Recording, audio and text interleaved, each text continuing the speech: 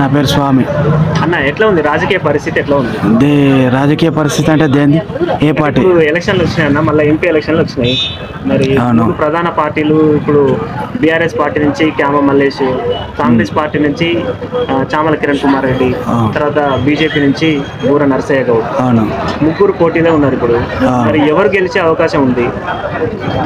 ఇక దాదాపుగా ఎంపీ అంటే కేంద్రాన్నే చూస్తారు కాబట్టి కేంద్రాన్ని దృష్టిలో పెట్టుకునే ఓట్లు పడతాయని ఆలోచన. మీది ఏ నియోజకవర్గం సార్? మాది ఇక్కడ తుంగతుర్తి అసెంబ్లీ నియోజకవర్గం. ఇది మాది మోత్కూరు తుంగతుర్తి అసెంబ్లీ నియోజకవర్గం తుంగతుర్తి, భువనగిరి పార్లమెంట్. ఎలాంటి వ్యతిరేకత అయితే లేదని భావిస్తున్నాను నేను. ఓకే, లేదు అంటే మరి కామన్ గా ఇంత ముందుకు ఏది గెలిచిందో అదే గెలిచే అవకాశం ఉంటుంది కదా? అట్లేముండదు కదా, దాని మీద వ్యతిరేకత ఉంది కదా, దాని మీద వ్యతిరేకత ఉంది కాబట్టి మార్చిరు. ఓకే, ఇప్పుడు ఈ నియోజకవర్గ ప్రజలకి ఏం సజెషన్ చేస్తారు మీరు? నియోజకవర్గ ప్రజలకు మంచి వ్యక్తిని చూసి ఎన్నుకోమంటాం. ఇదివరకు లెక్క మోసాలు చేసి కాలం గడుపుకునేటోళ్ళు కాకుండా వ్యక్తి మీద నమ్మకం ఉన్నోడిని చూసి ఎన్నుకోమని చెప్తాం. నమస్తే. నమస్తే, నేనేం మాట్లాడయ్యా? నీకు ఏమనిపిస్తే అదే మాట్లాడి, నీకు నిజంగా ఉన్నదే మాట్లాడు, లేదొద్దు. ఇక్కడ ఇప్పుడు ఎలక్షన్లు జరుగుతున్నాయి, మళ్ళీ ఈసారి ఏ పార్టీ గెలిచే అవకాశం ఉంది మీ నియోజకవర్గంలో?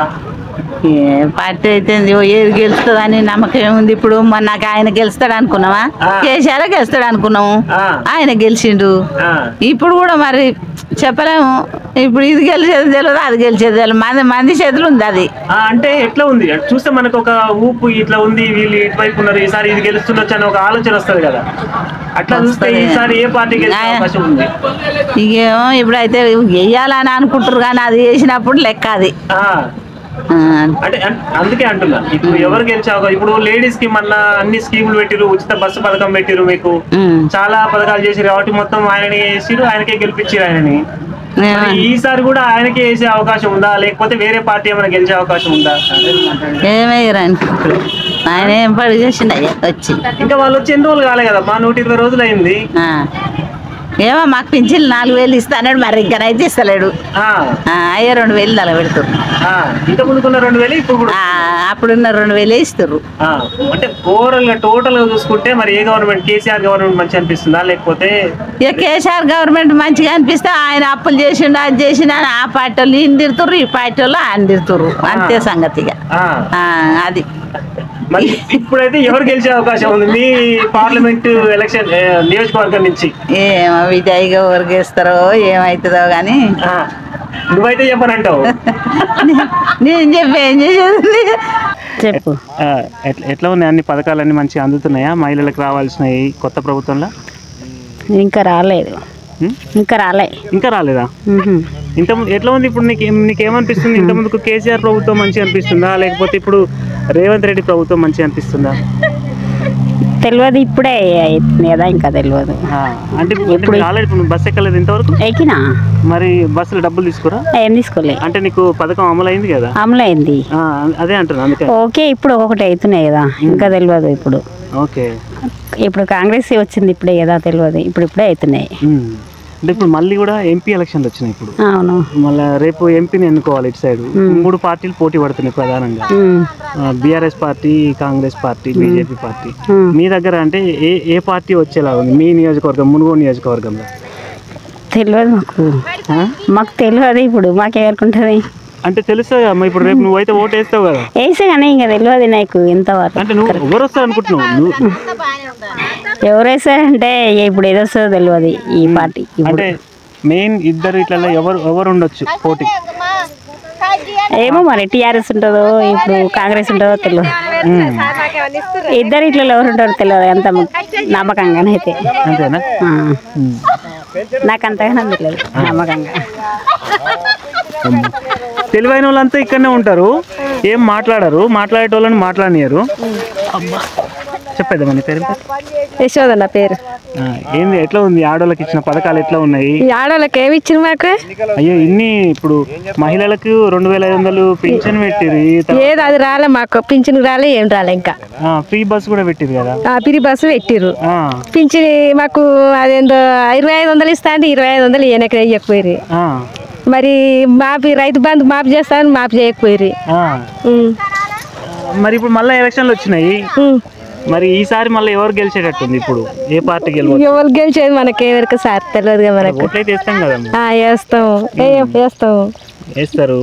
మరి ఇంతకుముందు కేసీఆర్ది బాగుందా, ఇప్పుడు రేవంత్ రెడ్డిది బాగుందా?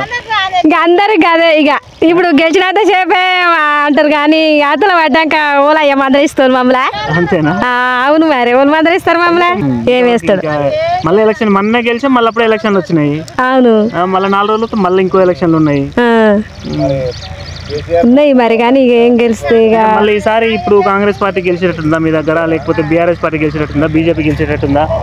ఇక ఏది గెలిచేది మనకు తెలియదు సార్. అది గెలిచేది మనకు తెలియదు. వేస్తాం ఓటేస్తాము, ఎందుకు వేయం కానీ ఇక ఎవరు ఎక్కువ ఉండేది మనకైతే తెలియదు కదా. ఇప్పుడైతే తెలియదు. రావాలి, నీ పన్ను చేసుకొని పోవాలి. ఎంత ఇస్తారు ఒక రోజు ఇట్లా మిరపకాయలు అయితే? 400 ఇస్తారు. 400 అంటే కిలో లెక్కనా? ఎట్లా కిలో లెక్క? పొద్దుకు లేరాలి, 9కి వస్తాము. పొద్దుగాల 9కి వస్తారు, 5కి పోతాం. ఇక పోయేస్తాం, టైం అయింది. ఇక పొద్దుగాల 9 నుంచి 5 దాకా ఎన్ని ఏరాలి? ఎన్ని ఏరాలి అని ఏం లేదు, పొద్దుకు లేరతట్టు ఉండాలి మేము. అంతే, పొద్దుకు లేరాలి. కిలో లెక్క అయితే మీకు ఇంకా కిలో లెక్క ఇయ్యరు. ఒక పత్తి తప్ప దేనికి మిరపతోటకి ఇయ్యరు. కూలే మేము, కూలే. ఎంపీగా ఎవరు గెలవబోతున్నారు, ఏ పార్టీ రాబోతున్నారంటే ఏం చెప్తావు? ఎంపీగా అక్కడ మోడీ ప్రధానమంత్రి అవుతాడు, ఇక్కడ బూర్నర్సి గౌడు ఎంపీగా గెలుస్తాడు. ఏ రకంగా అంటే మన భారతదేశంలో ఇంతవరకు ఇన్ని సంవత్సరాలు 60 సంవత్సరాలు కాంగ్రెస్ పరిపాలించింది. ఒక 10 సంవత్సరాలు మోడీ పరిపాలించాడు.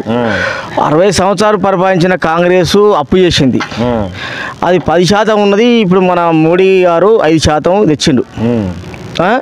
ఇంకోటి యువతకు కానీ పరిహార పథకం కానీ సీసీ రోడ్లు కానీ ఇవన్నీ మన మోడీ గారు రైతు వేదిక కానీ శ్మశాన వాటిక కానీ ప్రతి ఒక్కటి. ఇప్పుడు ఫ్రీ బియ్యం మన రాష్ట్ర గవర్నమెంట్ 10 సంవత్సరాలు కేసీఆర్ పరిపాలించాడు, ఒక కేజీ కూడా ఇవ్వలే.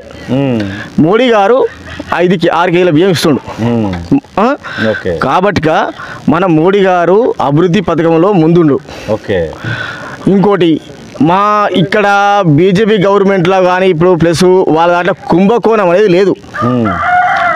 కార్పొరేట్ సంస్థలకు ఒత్తాసు పలుకుతున్నాయి అనేది కూడా అది మాట్లాడుతున్నారు, వాస్తవమే. అది మేధావులు. కానీ ఇంకోటి చెప్పను, అది బయటికి రావాలి కదా. బయటకు వస్తే అది నేను, కానీ బయటికి రాలే. అది ఏమైనా ఏదో మన బట్ట కలిసి మీద వేసినట్టు. కానీ స్విస్ బ్యాంకులలో పెద్ద పెద్ద అమౌంట్లు ఉన్నాయి, ఒక్కొక్కరి అకౌంట్లలో తీయాలి కదా. సిబిఐ ఈడీ వాళ్ళు బయటకు తీస్తారు కదా ఖచ్చితంగా.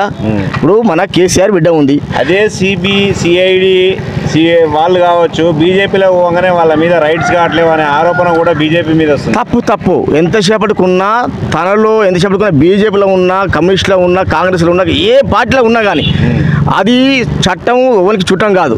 ఎన్ని రోజులకున్నా ఆయన లోపలికి పోవాల్సింది. మన ప్రధానమంత్రి పివి నరసింహారావు లోపలికి పోయిండు, లాలూ ప్రసాద్ యాదవ్ పోయిండు, ప్లస్ మన కవిత పోయింది.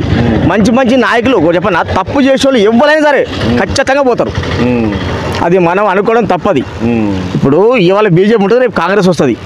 వాళ్ళు తీసుకుపోయి లోపల నూకరా? నిర్మా సోప్ వేసి సాఫ్ చేస్తారట, అంటే అల్లకు పోయిన వాళ్ళని. ఏదైనా ఒక్కటి చెప్పను సార్, ఏదైనా చెప్పడుకున్నా, ఎంత చెప్పడుకున్నా ఇప్పుడు అవినీతే, న్యాయమే.